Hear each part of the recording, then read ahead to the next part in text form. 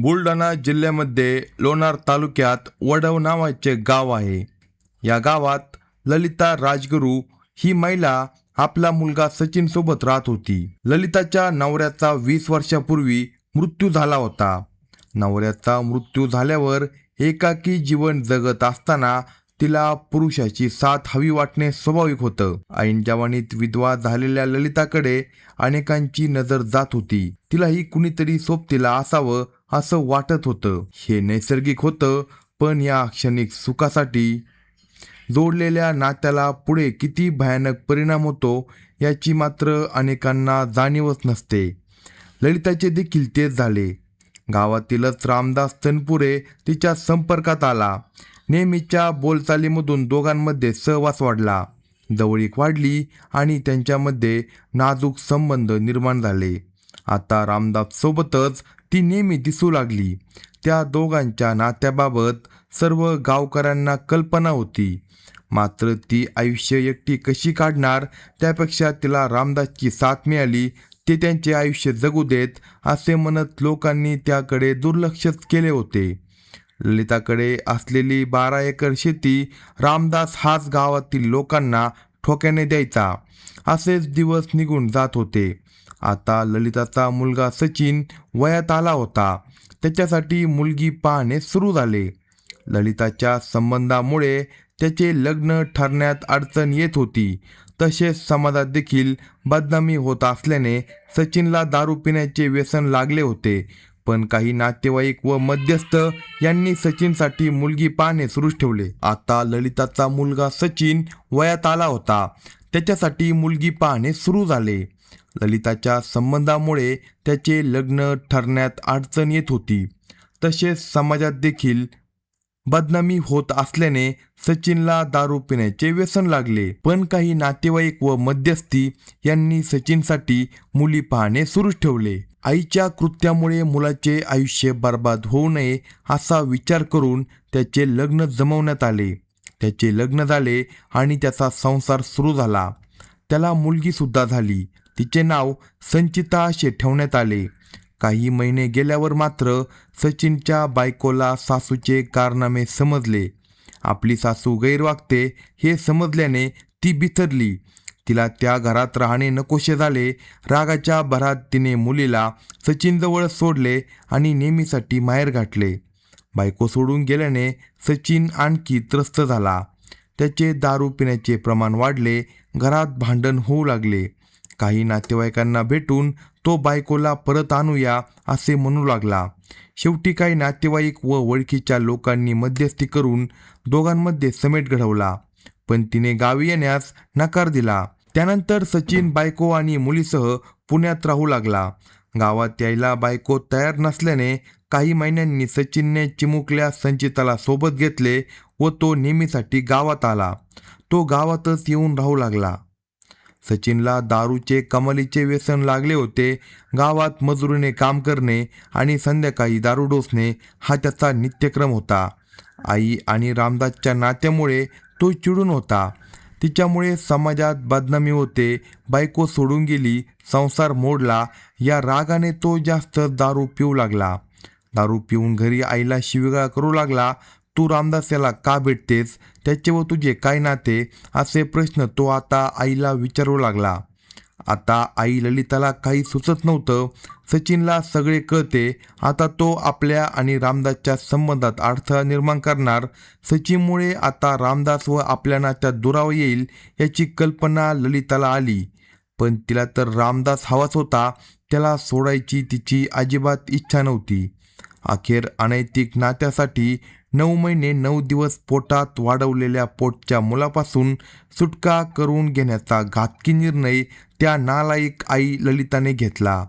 तो निर्णय रामदासला सांगितला. त्याला देखील तेच हवे होते. त्याने तिच्या निर्णयाला संमती दिली. पण सचिनचा काटा कसा काढायचा हा मोठा प्रश्न होता. त्यासाठी सचिनचा सुपारी देऊन खून करण्यावर दोघांचे एकमत झाले. गावातीलच नरेश पवार वय वर्ष 30 याला 25,000 रुपयांची सुपारी देण्याचे ठरले. नरेश हा रामदासच्या विश्वासातील तरुण होता. रामदासच्या सुखातील अडचण दूर करण्यासाठी मदत करायची, त्या बदल्यात 25,000 रुपये मिळणार या विचाराने तो या कटात सामील झाला होता. दिनांक 7 एप्रिल रोजी आपल्याला पाहुण्यांकडे जायचे आहे असे रामदासने सचिनला सांगितले. सचिन त्यांच्यासोबत जायला तयार झाला तेव्हा रामदास मोटारसायकलवरून नरेश आणि सचिन या दोघांना घेऊन हिंगोली जिल्ह्याकडे निघाला. ते दोघे आज आपला कर्दनकाळ ठरतील अशी साधी कल्पनाही मुलगा सचिनला नव्हती.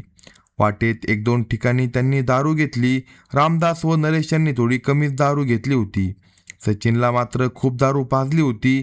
एखाद्या निर्जन ठिकाणी सचिनचा गेम करण्याचा त्यांचा अगोदरच प्लॅन ठरला होता. गावापासून 60 ते 70 किलोमीटर दूर शेनगाव पोलीस स्टेशनच्या हद्दीत गेल्यावर रात्री 9 वाजता त्यांनी जामदा ते खिल्लार रस्त्यावर उमदरी शिवारात लघुशंकेच्या बहाण्याने 2 व्हीलर उभी केली. त्यावेळी बेसावर सचिनवर दोघेही तुटून पडले. दारूच्या नशेत असलेला सचिन नालीमध्ये पडला. त्याच्या डोक्यावर क्रूर नरेशने वजनदार दगड टाकला. एका घावातच सचिनचे डोके फुटले. त्याची किंकाळी घशातच थांबली. क्षणार्धात तो रक्ताच्या थारोळ्यात गतप्राण झाला. तिथून रामदास आणि नरेशने काढता पाय घेतला.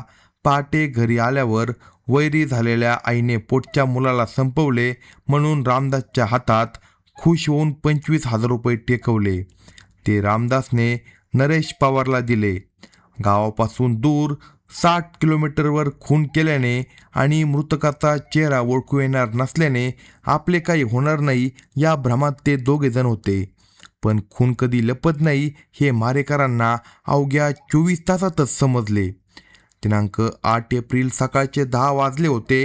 हिंगोली जिल्ह्यातील सेनगाव पोलीस स्टेशनच्या हद्दीमध्ये जामदा ते खिल्लार रस्त्यावरील उमदरी शिवारातील नालीत अंदाजे 25 ते 30 वर्षीय एका युवकाचा मृतदेह रक्ताने माखलेल्या अवस्थेत पडलेला असल्याची खबर शेनेगाव पोलिसांना मिळाली.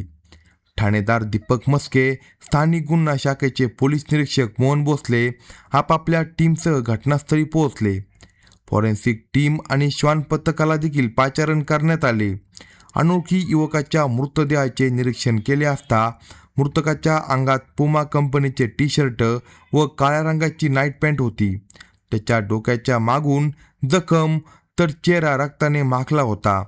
उजव्या हातावर पावलांचा टॅटू, त्याच्या बाजूला इंग्रजीत सुचिता असे गोंदलेले होते. डाव्या हातावर श्री पुरुष व लहान मुलीचा टॅटू व इंग्रजीत मॉम डॅड असे गोंदले होते. जवळच रक्ताने माखलेला वजनदार दगड व चप्पल पडली होती. पोलिसांनी घटनास्थळाचा पंचनामा करून मृतदेह रुग्णालयात हलवला. या प्रकरणी शेनगाव पोलिसांनी अज्ञात आरोपीविरुद्ध खुनाचा गुन्हा दाखल केला. या घटनेचा शेनगाव पोलीस आणि स्थानिक गुन्हा शाखा युद्ध पातळीवर तपास करत होते. मृतदेहाची ओळख पटवण्यासाठी मृतकाच्या फोटोसह शोधपत्रिका काढून सोशल मीडियावर प्रसारित करण्यात आली. मात्र पोलिसांना मृतकाची ओळख पटवण्यात यश येत नव्हते. रात्री 10 वाजता दरम्यान स्थानिक गुन्हा शाखेचे पोलीस निरीक्षक भोसले तपासासाठी सहकाऱ्यांना मार्गदर्शक सूचना करत असताना त्यांच्या मोबाईलवर 3 मिस कॉल होते. त्यावर भोसले यांनी कॉल केला असता पलीकडून बोलणाऱ्या व्यक्तीने सांगितले की साहेब, शोधपत्रिकेतील मृतक वडव येथील सचिन राजगुरू आहे.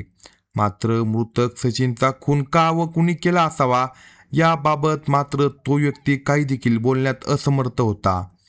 पोलिसांनी त्वरित तपासाची चक्रे फिरवून मृतकाचा मोबाईल नंबर मिळवला.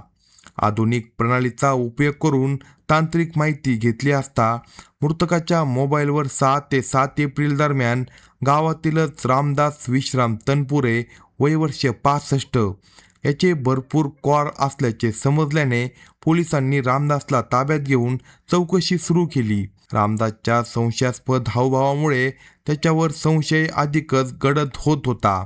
सुरुवातीपासूनच तो मी नव्हेच कमेंट वाजवणारा रामदास नंतर तो मीच असल्याचे सांगू लागला. सचिनच्या आईच्या सांगण्यावरून त्याचा खून करण्याची सुपारी गावातीलच नरेश पवार याला देऊन त्याच्या मदतीने सचिनचा खून करण्याची त्याने कबुली दिली. त्याचा प्रत्येक शब्द अंगावर काटा उभा करणारा होता. या घटनेचा तपास हिंगोली पोलीस अधीक्षक doctor Neelam Rohan, upper police अधीक्षक कमलेश मीना यांनी फक्त 24 तासात केला. अशाच नवनवीन क्राईम स्टोरी ऐकण्यासाठी कलम 302 या मराठी चॅनलला सबस्क्राईब करा आणि आपल्या प्रतिक्रिया कमेंट बॉक्समध्ये कळवा.